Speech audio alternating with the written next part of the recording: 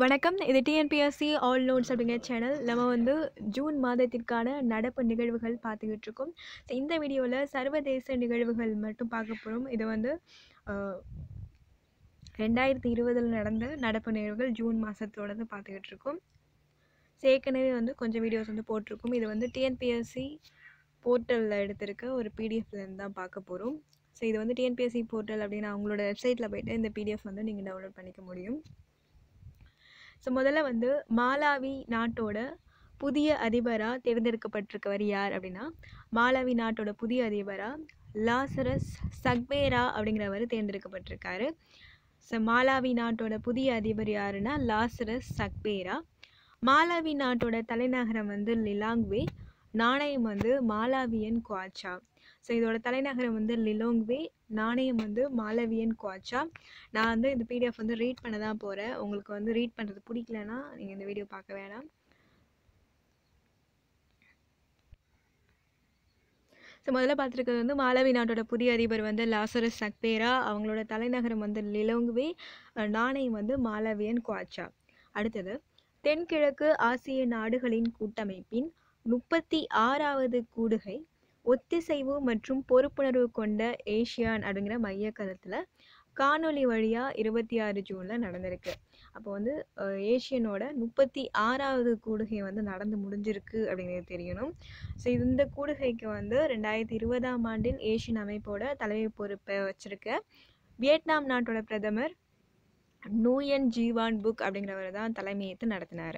So இது வந்து 36வது கூடுகை அப்படிங்கிறது தெரியணும். இதுக்கு யார் வந்து தலைமையேற்று நடத்தினதுன்னா நூயன் ஜீவான் புக் அப்படிங்கிறவர் தலைமையேற்று நடத்தினார். இவர் வந்து வியட்நாம் நாட்டோட பிரதமர். அடுத்தது, அமெரிக்க விண்வெளி ஆய்வு நிறுவனத்தோட வாஷிங்டனில் அமைஞ்சிருக்க அவங்களோட தலைமையக கட்டிடத்திற்கு நாசா அமைப்போட முதல் கருப்பின பெண் பொறியாளரான மேரி வின்ஸ்டன் ஜாக்சனோட பேர் வச்சுருக்காங்க. ஸோ நாசாவோட ஒரு ஹெட் குவார்ட்டர்ஸ் ஒரு கட்டிடம் வந்து கட்டியிருக்காங்க, வாஷிங்டனில் இருக்குது. அதுக்கு வந்து ஒரு பேர் வச்சுருக்காங்க. என்ன பேருனா மேரி வின்ஸ்டன் ஜாக்சன் அப்படின்னு சொல்லிட்டு பேர் வச்சுருக்காங்க. ஏன் அப்படின்னா இவங்க தான் வந்து இந்த நாசா அமைப்போட முதல் கருப்பின பெண் பொறியாளர் அப்படிங்கிறதுனால அவங்க சிறப்பிக்கிற வகையாக வந்து மேரி வின்ஸ்டன் ஜாக்சனோட பேர் வந்து வச்சுருக்காங்க. அடுத்தது, அமெரிக்க ஜனாதிபதி ட்ரம்ப்பை கைது செய்ய ஈரான் பிடிவாரண்ட். கடந்த ஜனவரி 2020 ஈராக் தலைநகர் பாக்தாத்தில் அமெரிக்க இராணுவத்தின் ஆளில்லா விமானம் நடத்திய ஏவுகணை தாக்குதலில் ஈரானின் இராணுவ தளபதி காசிம் சுலைமானி கொல்லப்பட்டார். ஸோ ஏற்கனவே வந்து ஈரான் தலைநகர் பாக்தாத்தில் அமெரிக்க இராணுவம் நடத்தின ஒரு தாக்குதலில் வந்து ஈரானோட இராணுவ தளபதி காசிம் சுலைமானி வந்து கொல்லப்பட்டிருக்காரு. ஜனாதிபதி ட்ரம்ப் சொன்னதுபடி தான் இந்த தாக்குதல் நடத்தப்பட்டதாக வந்து அமெரிக்க இராணுவம் வந்து சொல்லியிருக்கு. இந்த வழக்கில் ட்ரம்ப்பை கைது செய்கிறதுக்கு பிடிவாரண்ட் வந்து ஈரான் அரசு பிறப்பிச்சிருக்கு. அவரை கைது செய்கிறதுக்கு ஹெல்ப் பண்ணுங்க அப்படின்னு சொல்லிட்டு இன்டர்போல் அப்படின்னு சொல்லிட்டு அழைக்கப்படுற சர்வதேச குற்றவியல் போலீஸ் அமைப்புக்கு வந்து கோரிக்கை வச்சுருக்காங்க. அடுத்தது, ஐஸ்லாந்து அதிபர் தேர்தலில் குட்னிக் ஜோஹன்னசன் திரும்ப ஜெயிச்சிருக்காரு. ஏற்கனவே அவர் தான் இருந்திருக்காரு, திரும்ப வந்து ஜெயிச்சிருக்காரு. குட்னிக் ஜோஹன்னசன் அப்படிங்கிறவர் ஐஸ்லாந்து அதிபராக தேர்ந்தெடுக்கப்பட்டிருக்காரு. அடுத்தது, அயர்லாந்து நாட்டோட புதிய பிரதமராக பியானா பெயில் கட்சியோட தலைவர் மைக்கேல் மார்டின் தேர்ந்தெடுக்கப்பட்டிருக்காரு. ஸோ ஐஸ்லாந்தோட அதிபர் யாருன்னு கேட்டால் குட்னிக் ஜோஹன்னசன், அயர்லாந்தோட புதிய பிரதமர் யாருன்னு கேட்டால் மைக்கேல் மார்டின். ஸோ அயர்லாந்தோட புதிய பிரதமர் வந்து மைக்கேல் மார்டின், இவர் வந்து பியானா பெயில் அப்படிங்கிற ஒரு கட்சியோட தலைவர். அமெரிக்காவில் தேசிய அறிவியல் நிறுவனத்தோட 15வது இயக்குனராக இந்திய அமெரிக்க விஞ்ஞானி சென்னையை சேர்ந்த சேதுராமன் பஞ்சநாதன் அப்படிங்கிறவர் நியமிக்கப்பட்டிருக்காரு. ஸோ அமெரிக்காவில் தேசிய அறிவியல் நிறுவனம் இருக்குது. இதில் வந்து 15வது இயக்குனராக வந்து சென்னையை சேர்ந்த ஒருத்தர் வந்து நியமிக்கப்பட்டிருக்காரு. அவரோட பேர் வந்து சேதுராமன் பஞ்சநாதன். 2ஆம் உலகப் போர் வெற்றியோட 75வது ஆண்டு நிறைவை கொண்டாடுற விதமாக ஜூன் 24, 2020 நடைபெற இருக்க வெற்றி அணிவகுப்பில் கலந்துக்கிறதுக்கு பாதுகாப்புத்துறை அமைச்சர் திரு ராஜ்நாத் சிங் வந்து மாஸ்கோவுக்கு போக இருக்காரு அப்படின்னு சொல்கிறாங்க. அடுத்தது, ஒரு மண்டலம் மற்றும் ஒரு பாதை பற்றிய சர்வதேச ஒத்துழைப்பிற்கான உயர்நிலை கூட்டம் காணொலி மூலம் 18 ஜூன் 2020 அன்று நடைபெற்றது. சீன வெளியுறவு அமைச்சர் வாங் யி இதற்கு தலைமையேற்றார். சர்வதேச ஒத்துழைப்புக்கான ஒரு கூட்டம் ஒன்று நடந்திருக்கு. ஒரு வீடியோ கான்ஃபரன்ஸ் மூலமாக பண்ணியிருக்காங்க. அது என்னென்னா ஒரு மண்டலம் ஒரு பாதை அப்படிங்கிற ஒரு கான்செப்டில் வந்து பண்ணியிருக்காங்க. இதில் வந்து சீன வெளியுறவு அமைச்சர் வாங்கி தான் வந்து தலைமையேற்று நடத்தியிருக்காரு. அடுத்தது 75வது ஐக்கிய நாடுகளவை பொது சபையோட தலைவராக துருக்கியை சேர்ந்த ஓல்கன் போஸ்கிர் அப்படிங்கிறவர் தேர்ந்தெடுக்கப்பட்டிருக்காரு. 75வது ஐக்கிய நாடுகளவை பொது சபையோட தலைவர் யாருன்னா ஓல்கன் போஸ்கிர். இவர் வந்து எந்த நாட்டை சேர்ந்தவர்னா துருக்கியை சேர்ந்தவர். இதில் என்னென்னா இந்த பதவிக்கு வர்ற முதல் துருக்கியவர் வந்து ஓல்கின் போஸ்கிர் தான். ரகசிய வாக்கெடுப்பு மூலமாக நடைபெற்ற தேர்தலில் 178 ஐநா உறுப்பு நாடுகளோட ஆதரவோட போட்டி இல்லாமல் வந்து இவர் தேர்ந்தெடுக்கப்பட்டிருக்காரு. செப்டம்பர் 15, 2020 அன்னைக்கு தொடங்கப்படுற வருடாந்திர அமர்வில் ஓல்கின் போஸ்கிர் வந்து தலைமையேற்கிறாரு. இதற்கு முன்னாடி 2019 ஐநா பொது சபையோட தலைவர் பொறுப்பை நைஜீரியாவை சேர்ந்த டிஜானி முகமது பாண்டே அப்படிங்கிறவர் வச்சுட்டு இருந்தார். ஸோ முன்னாடி இருந்தது யாருன்னா கேட்டால் டிஜானி முகமது பாண்டே, இப்போ வந்து யாருன்னு கேட்டால் ஓல்கன் போஸ்கிர். அடுத்தது கிர்கிஸ்தான் நாட்டோட பிரதமராக குபாதேக் போரோனோவ் அப்படிங்கிறவர் நியமிக்கப்பட்டிருக்காரு.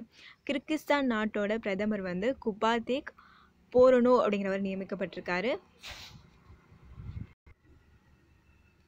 அடுத்தது கஜகஸ்தான் நாட்டோட பிரதமர் முகமது காலி அபில் காஷியேவ் அப்படிங்கிறவர் ஊழல் குற்றச்சாட்டுகள் அவர் மேலே வந்ததுக்கு அப்புறம் அவரோட பதவியை ராஜினாமா பண்ணியிருக்காரு. ஸோ கஜகஸ்தான் நாட்டோட பிரதமர் முகமது காலி அபில் காஷியேவ் அப்படிங்கிறவர் அவரோட பதவியை ராஜினாமா பண்ணியிருக்காரு. வெரிஃபைடு என்ற பெயரில் COVID-19 பற்றிய தவறான தகவல்களை பரவுவதை தடுப்பதற்கான உலகளாவிய முன்னெடுப்பை இந்தியா உள்ளிட்ட 12 நாடுகளின் உதவியுடன் ஐக்கிய நாடுகளவை அறிமுகப்படுத்தியுள்ளது. ஸோ வெரிஃபைடு அப்படிங்கிற பேரில் COVID-19 பற்றி வந்து தவறான தகவலை வந்து பரப்புறதை தடுக்கணும் அப்படின்னு சொல்லிட்டு ஒரு 13 நாடுகள் வந்து சேர்ந்து ஐக்கிய நாடுகளவை வந்து அறிமுகம் பண்ணியிருக்காங்க. இதோட 3 கருப்பொருள் என்னென்னா அறிவியல், உயிர்களை காப்பாற்ற, ஒற்றுமை, உள்ளூர் மற்றும் உலகளாவிய ஒத்துழைப்பை ஊக்குவிக்க, தீர்வுகள், பாதிக்கப்பட்ட மக்களுக்கு ஆதரவை ஆதரிக்க. ஸோ என்னென்னா அறிவியல், ஒற்றுமை, தீர்வுகள் அப்படிங்கிற ஒரு 3 தீமை வச்சு இந்த வெரிஃபைடு அப்படிங்கிற பேரில் வந்து ஐக்கிய நாடுகளவை வந்து இன்ட்ரடியூஸ் பண்ணியிருக்காங்க. என்னென்னா COVID-19 பற்றி எதுவுமே வந்து தப்பாக பரவக்கூடாது அப்படின்னு சொல்லிட்டு.